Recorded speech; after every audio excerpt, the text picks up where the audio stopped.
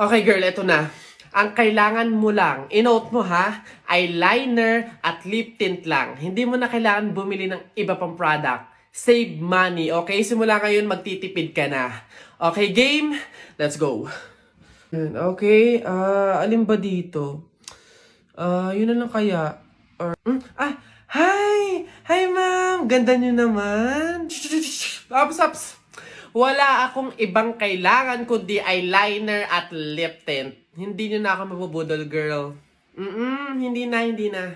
Ay, ganun ba, ma'am? Sayang naman yung i-offer kong lipstick. Pang lipstick na nga, blush on, at pang eyeshadow pa, all in one. At limited edition pa na para sa'yo. Sayang naman. Ganun ba? Patingin nga. Ay, ang ganda nga. Magkano naman to? Ay, ma'am, 599 lang yan. O, di ba? Murang-mura. 599 lipstick lang. Ang mahal naman.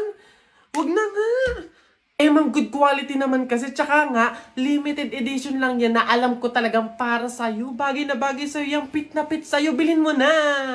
Ganun ba? O, sige na, akin na nga. Masubukan. Deserve ko naman siguro to. O, last na to, ah.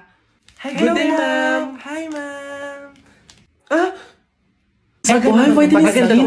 Yeah, gusto ko kuminis yung balat ko. Tapos moisturize.